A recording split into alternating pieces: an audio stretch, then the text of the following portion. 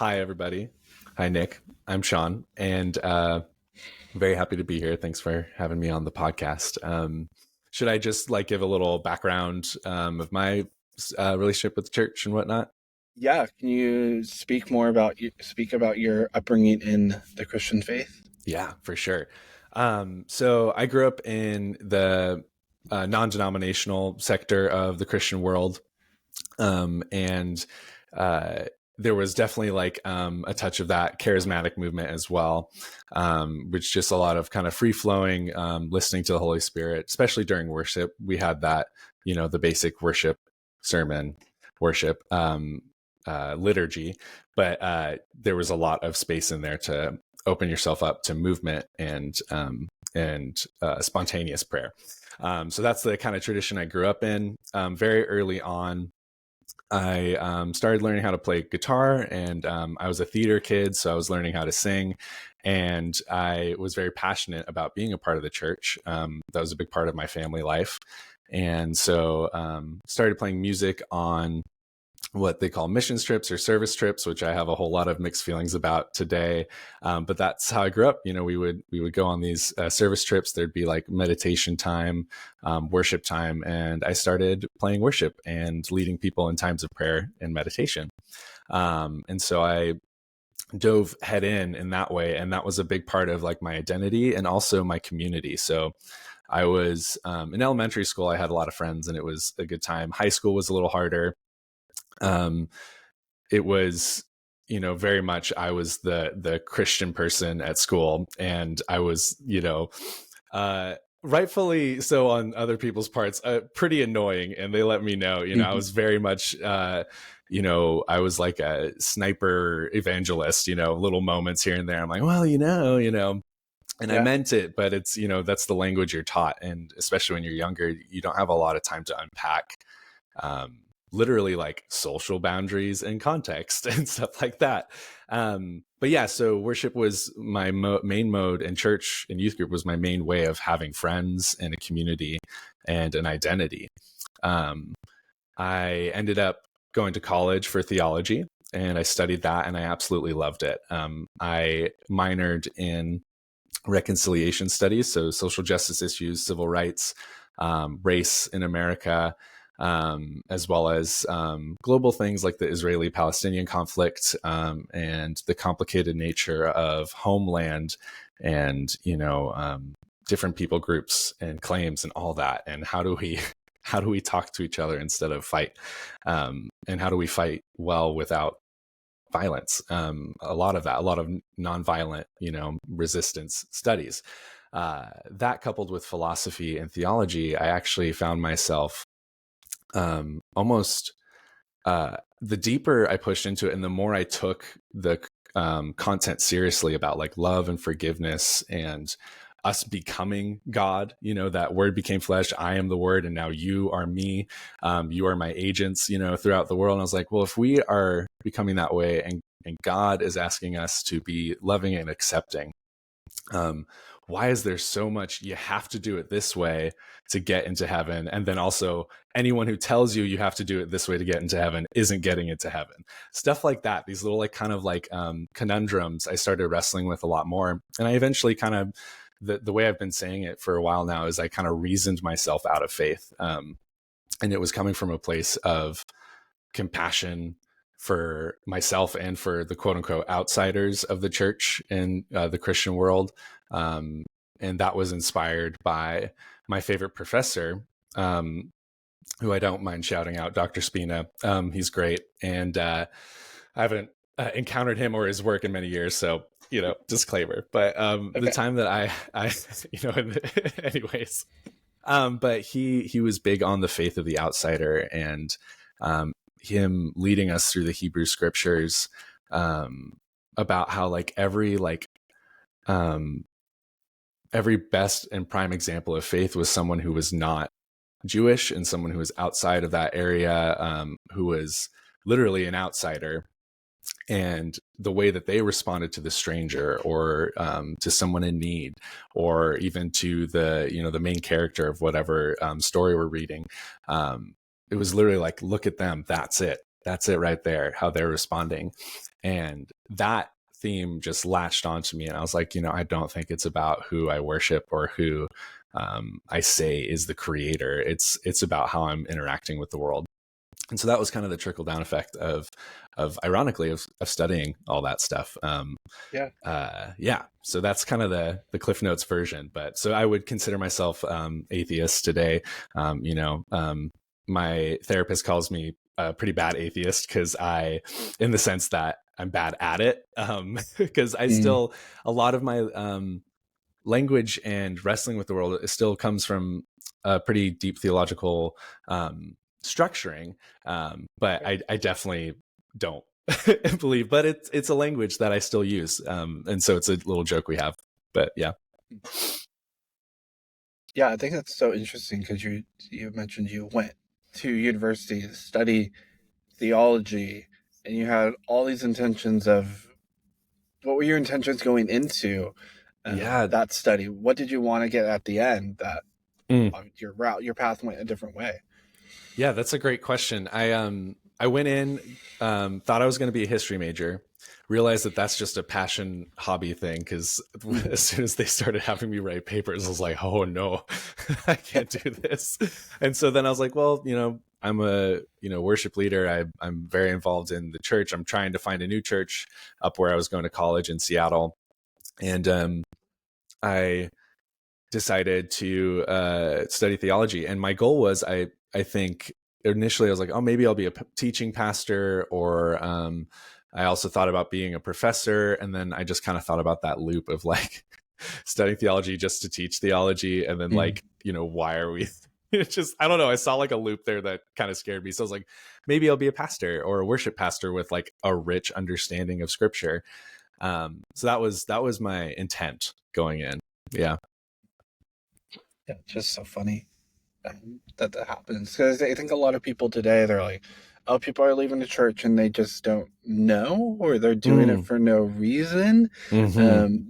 Do you encounter that in some of your conversations you might have with people today of like, oh no, I've gone to school for that, like I've studied this. Yeah, it's something in the sorry about the dog. I'll wait. You're good. Classic. um but yeah, it's something kind of in the circles I've run in. There's some people who ended up in the opposite direction. The more they've dove in, the more Mm-hmm. that they are passionate about it, and kind of learning the language of talking to folks like me, I would say, or attempting. But yeah, like I have a few of my theology buddies who have ended up in a similar space. And someone might be like, oh, what's going on at that college there? Mm-hmm. But yeah, so I would say mostly I've actually experienced a lot of folks who, the more they dove in, and I think that the more that they engaged with social issues in the world and civil rights issues, I think a lot of that goes hand in hand, I found. And that's just my experience and my perspective. Yeah. Um, okay, so you kind of already spoke about a specific professor, um, the faith of an outsider, and very Mm. much that kind of being a sounds like a pivotal point in your journey.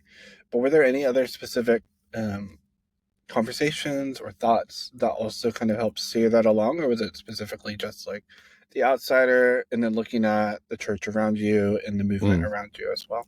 Yeah. Yeah, that was definitely a big one. I would say the other component of finding my way out of the church and belief in the Christian world was coming to grips with my own queerness and my gender identity. I came out a couple years ago as non-binary, so I use they them pronouns.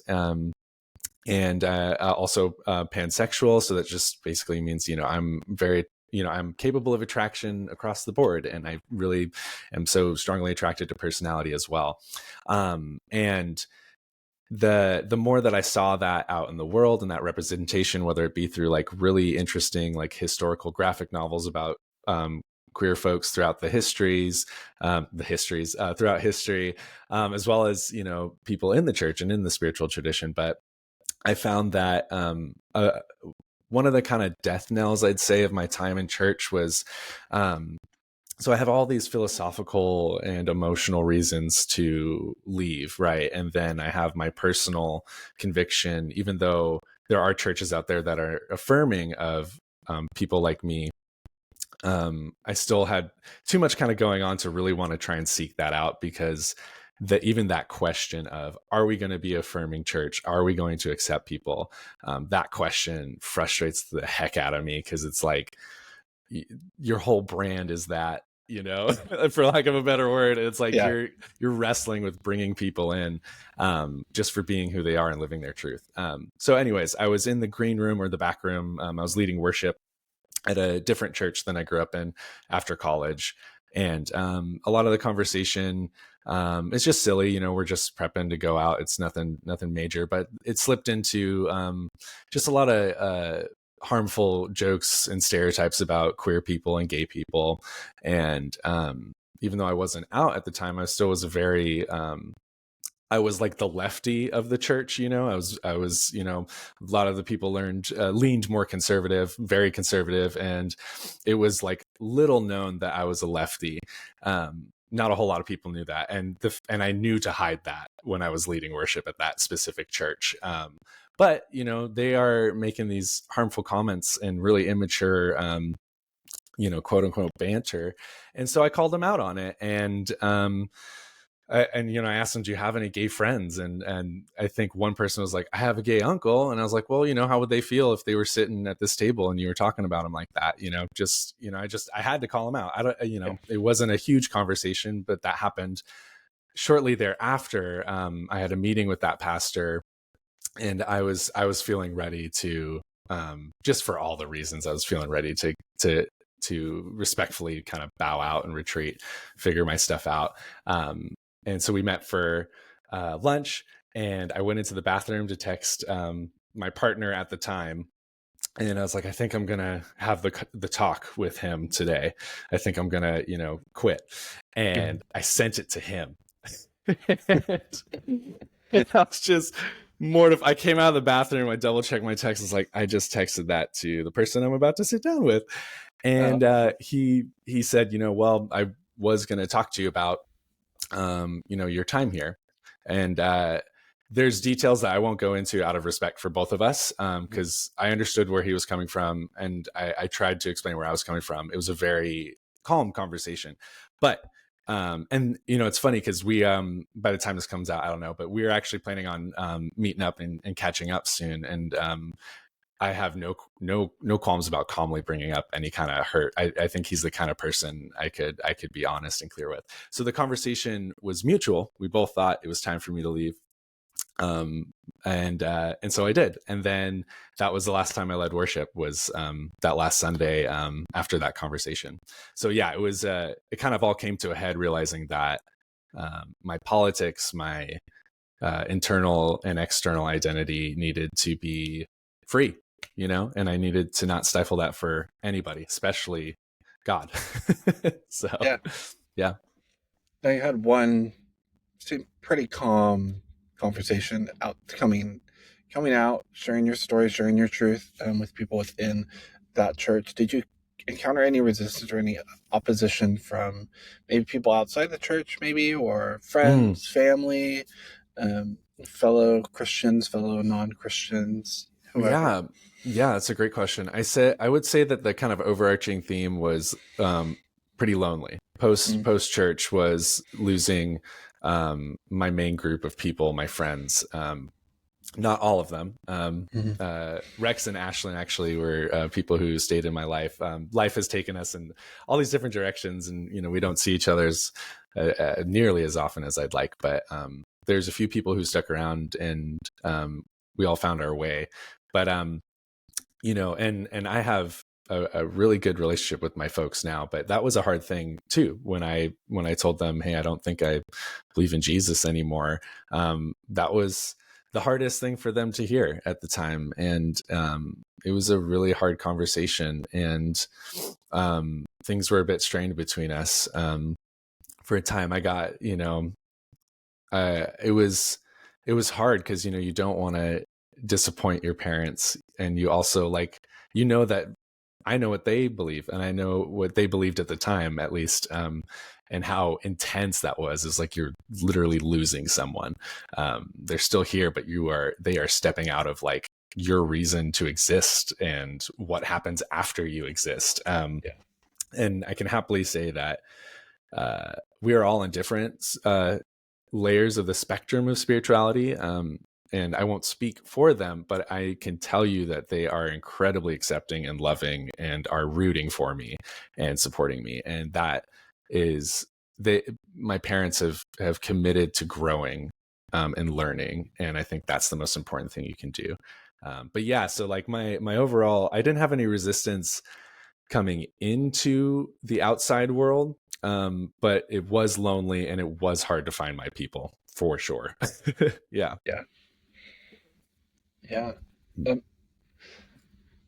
yeah. I understand the only part I can say I fully understand, having my own different experiences with parents and feeling outside of, their bubble. You're leaving their bubble, and I think Yeah. you said it like you said, leaving. What you say? It was about what I, happens after that. yeah. Yeah. Leaving like why we're here and what happens after. Yeah. Yeah. Yeah. I think that was so key, and that definitely resonates with me, and where I'm at within my own personal journey. Yeah. And so I think that's really good. I think a lot of people will understand wherever, and not the same experience, but similar experiences. I think Mm. a lot of people within their own deconstruction process, or in Yeah. reconstructing, or whatever you want to call it, Yeah. Yeah. experience that with parents, Mm. and then family, extended family as well. Yeah. It's really key. And so, let's see here. Yeah, what continuing on, to bring it back to the beginning, you said you had mixed feelings about service trips and mission trips. Can you kind of Yeah. expound on that? I Yeah. think that's Yeah. a lot to unpack there, and I think a lot of people are wondering what that meant. Yeah. So you know, I think especially with the evangelical side to a missions trip, to say like where I went every summer for many years, I went to Swaziland, in in the middle of South Africa. It's the last monarchy, like actual monarchy on the globe. So like, the king is the king there. And um, Swaziland struggles with an AIDS, oh God, it's epidemic or pandemic. We're all very familiar with those words Yeah. now. But in poverty and a high rate of children being orphaned, and it is a really tough situation over there. And I I was going on trips to help like plant gardens and dig foundations for new buildings, also to lead worship and teach people about God, and it all just felt, looking back, it's a very like colonial, um Christian supremacist, like uh you know venture. Obviously a lot of almost everyone doing it's out of the goodness of their heart and what they've been taught to do. um and you don't have like these Darth Vaders going over there trying to, I mean, you do have some villains going over there taking advantage of people, but a vast majority of the people going on these trips are there because they want to help and they want to make a difference. And I will never have nothing but respect for people who want to make the world a better place. I think that the ties between majority of white people going over to a nation of Black people, and coming in with the gifts and the Jesus and that whole thing, is just such a messy and historically doesn't work out so well situation. And I think it can be just a bit of that kind of superiority white savior complex. So that's why it's complicated for me, because it has like so much history in it of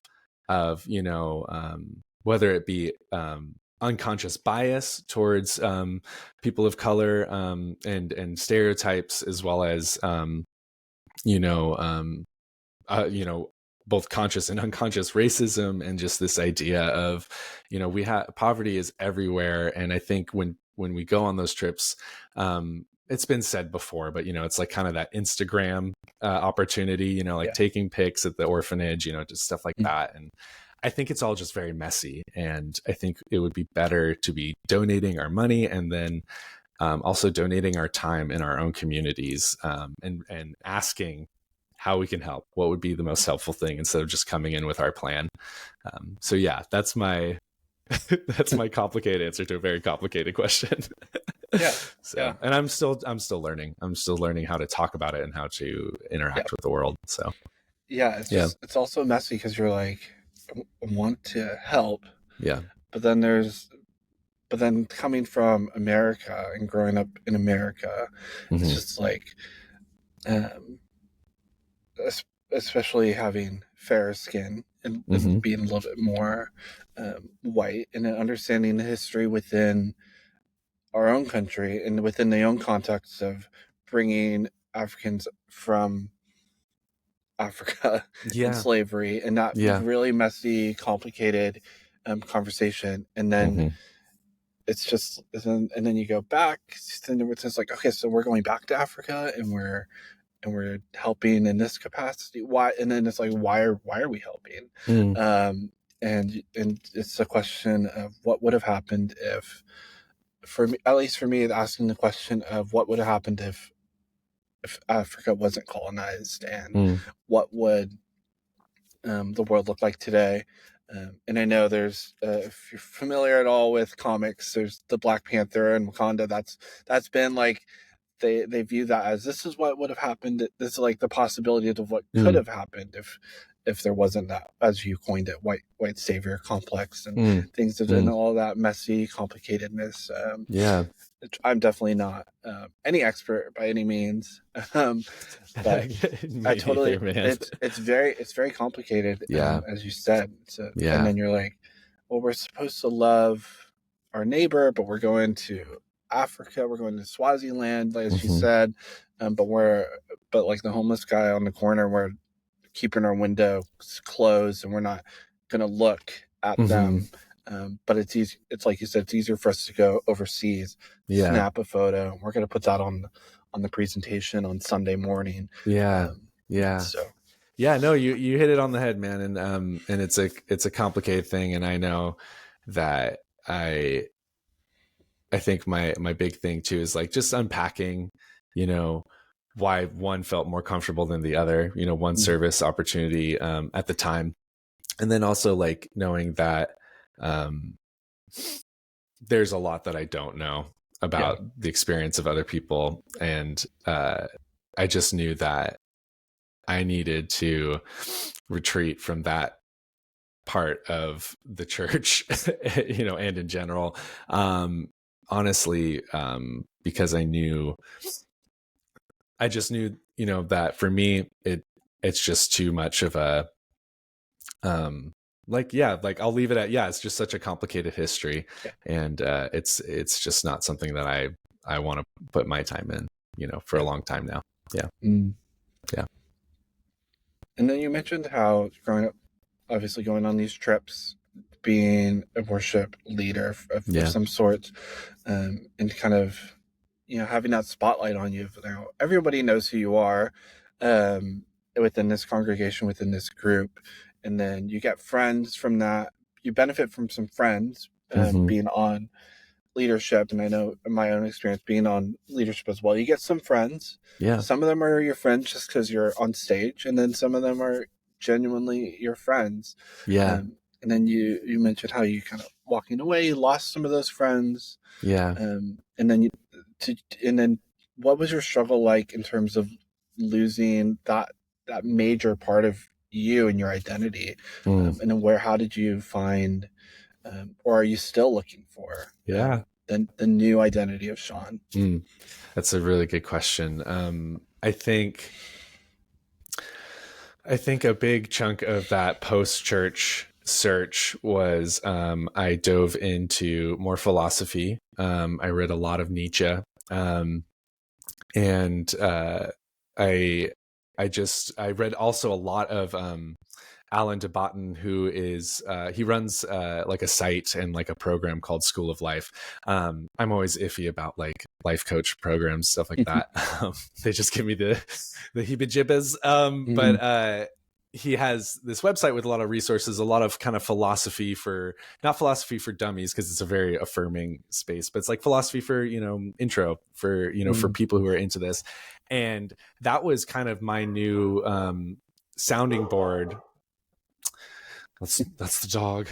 That was like my new sounding board, because Alan de Botton talks a lot about how there are elements of the liturgy and spiritual practices that shouldn't be lost upon the non-believer or the pagan. That there are some cool aspects of like gathering together, reminding ourselves of why we're here, what we want to do with this collective energy, how we want to support each other, feed each other. And so that site with all its different conversations on not throwing everything out, and keeping some elements in as a mode of practice, was a very helpful transitional thing for me, because I don't really use any majorly spiritual practices anymore, but having a way to communicate with myself in the universe in a way that was familiar without the pressure of dogma and tradition was a very helpful gutter guardrail down the lane. Lots of bumping back and forth, but that reminds me of before I left the church, I spent a lot of time bopping around different denominations. So I spent some time in the Anglican tradition, the Episcopal, Free Methodist, and then my favorite was the Russian Orthodox Church. It was this tiny little not refugee, so sorry, tiny little immigrant community of Ukrainians, and then local folks. A couple of my friends went there as well, and something I loved about the experience in that little chapel was the incense burning, and the choir was up above and behind you, so you just heard them. They weren't the center of attention like I was all the time, so you're just hearing these angelic hymns, and then the priest would come up and he'd be like, there's nowhere to sit, it's just rugs, there's some chairs on the side that we save for the elders, you can sit on the ground if you want. And he's like, if you get bored, that's okay, let your eyes wander. And because all around the entire chapel are these paintings and mosaics and iconography, these religious paintings that are windows into the divine. That's the practice. And so he said, wherever you look, you're looking into heaven. So let your eyes wander. And then that, coupled with the opposite of the TED Talk style sermon that a lot of us are used to, it's like read a scripture, 10 minutes of talking about it, and then we went down to the basement and ate.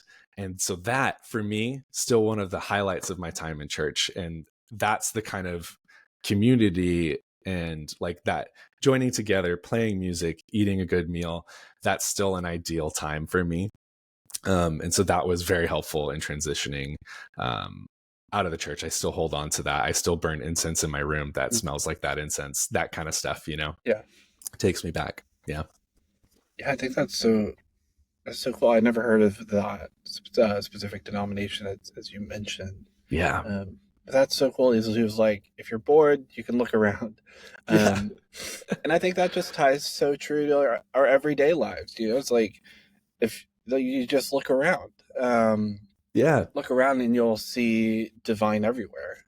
You'll see people, you'll see love, you'll see acceptance, all of it. You'll see, if you look for it, you'll find it. Yeah. Very, very true. And I think that's really neat. That's really cool. I definitely have to remember that for myself as well. Like, if I get bored, I can look around. Yeah. That's cool. I really liked your take on that, man. Just look around. That's cool. I like that. Yeah. And to kind of just expound on it, I was just like, always think of like, you're mentioning how you've bounced from denomination to denomination and all these different beautiful, maybe not so beautiful perspectives and takes on the same book, the Bible and these scriptures and so many different interpretations. And even how you mentioned earlier of like trying to look for an affirming church, and what does Mm-hmm. that mean? And Mm-hmm. I think that it's so eclectic, and it's so like, who's anybody to say, you know what, Shaun, you're wrong. What you believe is wrong. Or even like come to me and be like, you're wrong. Right. Like no one is. We can't 100% for sure be certain of anything Yeah. until Yeah. something happens. If you believe Right. in an end time, then if Till the end time kingdom happens, come. yeah, till kingdom come, basically, then Yeah. you don't actually really know. And I think that's why they coined the term faith. It's all Mm-hmm. faith. Um, Mm-hmm. but that doesn't necessarily mean anybody else is wrong. Yeah. Because yeah, they're definitely within Christianity. Like you mentioned, there's Mm-hmm. different denominations and different Oh yeah. practices and different beliefs and different takes, and those all come with their own complicated histories and contexts of Yeah. how they ended up with that belief. And so I think, yeah, that's really cool, and it's really beautiful. And it's, again, look around you. Yeah. Um, Yeah. yeah. Can you describe any significant emotional or psychological shifts that Mm. has occurred as a result of your deconstruction of faith and leaving church and leaving kind of your past behind you? Yeah. Yeah. I would say kind of the overarching theme um that I've gotten from, and it's a language that I've learned in the therapy room. I've been going to therapy for like over 5 years with the same therapist, and I feel very lucky to say that sentence. We've really formed a unique bond that has helped me. He was there for me, you know, just on my way out of Christianity, through my dating my then partner, and then engagement, and then divorce. He's been with me through all these major stages, and the language that I've learned in that room, um, the the biggest thing that I've been thinking a lot about is how we handle suffering. And because obviously the church, that's like one of the biggest things. Jesus died on the cross. He suffered for us. We suffer for Jesus, martyrdom. We seek out those who suffer and try to help. So suffering is a big part of all of our lives, whether it be traumatic events out of our control, or a topic that we talk about every Sunday. And for me, the emotional shift was, there was kind of this this falsehood of trying to win at suffering, and trying to win at getting through some hardship for what's on the other side. And that because I'm suffering, that must mean I'm doing the right thing, which sometimes it is. Obviously, nothing is easy. And especially if your dreams or your goals or your passions are big, you will encounter resistance and hardship. So it's obviously, there's this dance and there's this thin line. But this idea of that, like when you are in an emotionally damaging situation or an abusive situation, and the mindset of, I just gotta bear, this is my cross to bear, and this person, even though I'm encountering this from that person, we're gonna get through this together. And that can, go across a wide range of experiences and emotions and relationships. So the that pivoting point for how I think about suffering was that suffering is a great teacher as long as we don't worship it, and as long as we don't ignore it. And like, seeking in the midst of suffering for a reason can be one of the hardest and like cruelest things you could do for yourself. But analyzing and unpacking your suffering is so important. And sometimes you can't do that till years later. Sometimes you don't even know what trauma you haven't processed until something triggers it. But yeah, like that was my big emotional pivot point, was how I handle suffering and what I make of it. And a lot of it has to do with sitting with it first. Yeah. Can you maybe expound on that? Like a quick synopsis of what that, as anybody listening can be like, oh, like this is how he does it, or Yeah. maybe a quick practice someone can practice on their own time. Yeah. I think for those who are inclined, journaling is very helpful. Giving yourself, I think the big thing is giving yourself permission to have whatever kind of day you're having. I'm sober now. I'm like a year sober, and that's a big part of my journey. Is some days are absolute shit, and I want to sleep in, and I want to just go get that donut or whatever, not a drink, but giving myself permission to be like I remember telling my therapist, I was like, I work closing shifts, so I'm kind of up late, and then I wake up late in the morning and I feel like I'm wasting my day, and I still have time to do stuff before work, but I just feel like I'm in this weird cycle. He's like, you close, so you sleep in. Like, okay. I'm like, oh, even something as simple as that is just giving yourself permission to feel what you're feeling. It can sound very simple, but it's a big first step, because we have a lot of other people's voices in our head all the time telling us how to respond to things, whether it's our parents, our friends, God, our perception, stuff we see in movies, stuff we read in books. It's all information, and we're like, am I lining up with that idea? And I think a way to silence those voices is taking some time to just be like, this is the kind of day I'm having, and we're going to go from there. And then journal when you can. I think that's a big step. Yeah.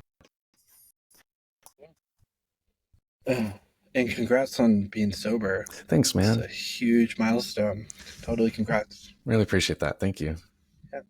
How's your process of deconstruction ultimately shaped your understanding of spirituality, meaning, and purpose of life? Yeah, deconstruction ultimately has left me with still a lasting affection and respect for genuine spiritual practices. They're not for me. There are elements of them that I maybe maintain when I'm journaling or taking time for myself, of that kind of trying to center myself. But ultimately, as I deconstructed my faith, the slope upward was finding that I still believe in this concept of world repair. I don't think I'm the hero of that story. I am simply trying to use all of my life experiences as, like Nietzsche put it, is like, everything in your life is manure, the good and the bad, the ugly and the beautiful. And that cycle of renewal and rebirth is still obviously across many religions and mythologies, this idea of rebirth and the cycle of the universe and earth, and the earth even, of being reborn again and again. My main thing that I've pulled through in that deconstruction phase is that the world can be remade. We just have to keep asking ourselves how, and finding ways to do that. I think that's the ultimate takeaway I've had from deconstruction, is that we get to keep moving forward, and it's okay to focus on your corner of the world. It's okay to have your community be your focus, your friends, your family, and your passions. Make sure you're pursuing what makes you feel good and what makes you feel alive. And it's okay. You don't have to save the world. Treat your world with kindness and love, and that desire to continue to help each other grow. That's been my thing. Thank you for that. Yeah. What advice would you give someone, maybe that's somewhere on your timeline in terms of similar experiences? Oh, wow. That's a great question. I think for anyone who has a deep love for the church and is questioning, deep love for like God and Jesus and what he has to teach us, and is questioning the church, I think my advice would be, just continue to be curious. I think asking questions is big. I think asking yourself questions in written form is huge. I like to write, so that's where my perspective is coming from. But I think when you start to vocalize your concerns, and maybe finding people who can share that space with you, the more you put it out in the world, the more you give it fresh air, and it's not just locked in your brain, the easier it will be to unpack that. And that may result in a deconstruction that could result in finding your group of people who are also Christian and doing their best. So yeah, I would say like remain curious about the things that make you uncomfortable, remain curious about what hurts you, and ask questions. And also, everyone be in therapy. It will help, I promise. Yes. Even when life's going good, you gotta have those check-ins. I Definitely. truly, it's the biggest thing. Yeah. Definitely second that. And like you said, find a therapist that um will support you, and then Yeah. support the direction you're headed, but also challenge you a Hmm. little bit Hmm. in that direction. Yeah. Because I know one thing, a lot of people like to go find a therapist and just get confirmation bias all the time. Yeah. Oh, for Um, sure. yeah. So, Yeah. No, they need to and it's push okay you. to Yeah. it's okay to shop around for a therapist too until you find one. It is not Don't easy finding the right person. yeah, don't suffer in silence and be like, oh, it's Hmm. working. But yeah, that's my 2 cents. Add to your two Yeah. cents. No, dude, that's Um, some good sense. Take that to the bank. yeah. I Yeah. know, like we've brought up a lot of conversations. We circled back to a lot of topics. But I just want to give you the space if there's anything you want someone to know about Shaun. Mm, Maybe we haven't touched up on it. Maybe we have. Maybe you want to expound on it. Maybe you're just mm. something where you're like, I just really want to say this. That way, when we end the call and I hit unrecord, you're not like kicking yourself. But Oh, why yeah, didn't this I is say that? basically, Mm, yeah, just giving you the space and opportunity to say mm, what you want to say about yourself, what you want people to know about you. mm. Um, I think I think when I think about like when I die and when I leave this mortal plane, I don't know what happens afterwards, but I know that the things that I like to create, whether it's writing or music, poetry, um, one thing I think about like in the end is that if even just like my family or like people down the line or just a random stranger encounters anything I've created and it makes them want to live and want to like as in like I want to keep experiencing life, I want to make my own stuff, or even if it's just like huh, that was funny, like if anything I left behind sparks any kind of life, I'll be happy. I won't know necessarily if that's happened, but that's what I project. And so like for me, I'm here to leave my ghost in the machine, in this technological age. That's where a lot of our footprint will be. And I just want to, yeah, if you want to know one thing about me, it's that I genuinely just want to just be me and live my life. And I want, if by some small miracle I help other people do that, that's pretty fucking rad. So yeah, that's me.